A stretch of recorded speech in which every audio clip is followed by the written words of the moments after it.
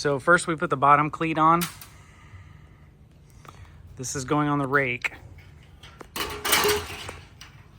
And then install the J channel right on top of the bottom cleat.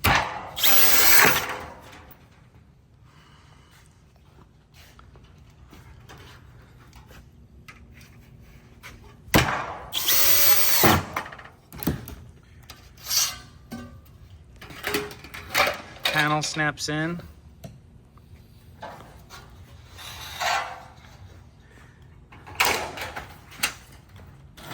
And the rake clicks right on top.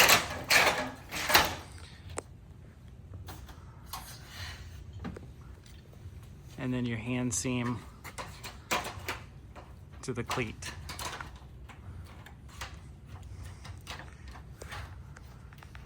For a nice clean finished rake edge and waterproof top panel.